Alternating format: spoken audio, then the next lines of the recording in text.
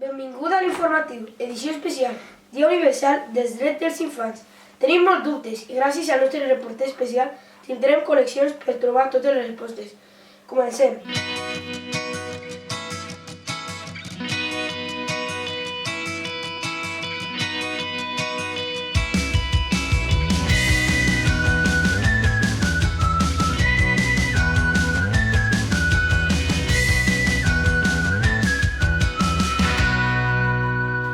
El 20 de novembre celebrem el Dia Universal dels Drets dels Infants, una data molt present en els nostres calendaris, però anem a la base. Què és un dret? Per què existeix aquest dia? Per això el nostre reporter s'ha traslladat fins al centre obert de la Fundació Salut Alta per trobar resposta a totes les nostres preguntes.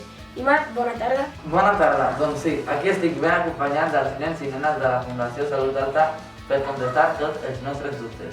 I començarem amb la Sofia. Sofia, bona tarda. Què és un dret? Un dret és que tots els nens del món tenen que tenir un dret, com un dret a anar a l'escola, un dret a jugar, un dret a tenir un nom i un dret a que no es maltracti. Molt bé, Sofia, moltes gràcies. Per aquí tenim també el Denis per respondre una altra pregunta. Per què és important aquesta data?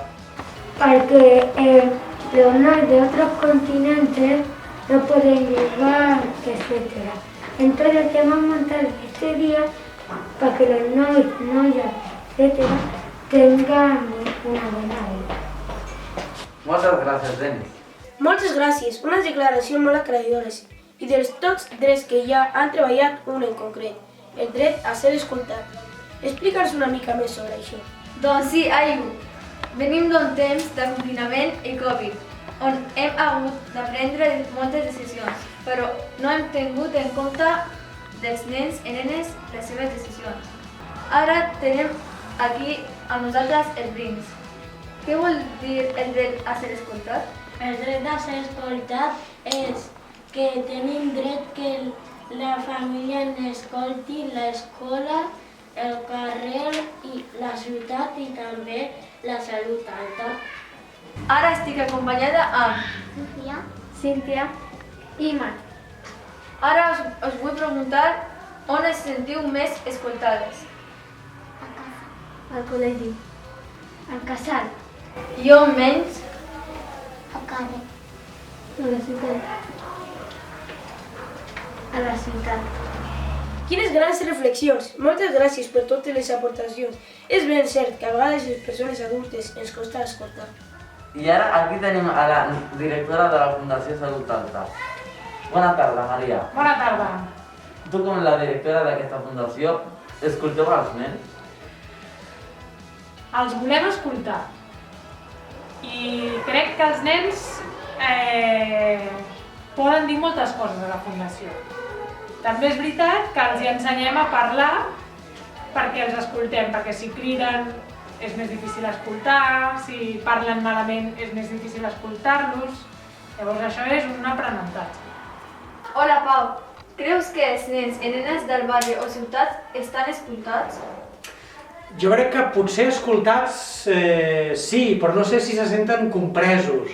No sé si tenen l'oportunitat d'explicar com s'imaginen un barri millor, amb més arbres, amb més places, amb més espais per jugar i per córrer. Potser entitats com la Salut Alta són espais on se senten escoltats, però no sé si a casa seva, als seus barris, als carrers i a les places, crec que hi ha molt espai i oportunitat per créixer perquè els nens hi diguin la seva. Quan eres més petita, et senties escoltada? Sí, jo em sentia molt escoltada, per exemple, amb la meva família, com em vaig ser 3 germans, tots tenim el nostre espai per explicar els nostres sentiments i les nostres coses. Hola, Nancy. Hola. ¿Crees que tus hijos están siendo escuchados? Globalmente yo creo que no. O sea, en el colegio, en el centro abierto, en casa sí. Doncs amb aquestes observacions tanquem ja l'edició especial de l'Infosà. És evident que el 20 de novembre és un dia per celebrar. I per posar el nostre granet de sorra, tot i que sabem que és un dia que dura tot l'any, aquest 20 de novembre volem animar a tots i a totes a preguntar i escoltar els més petits.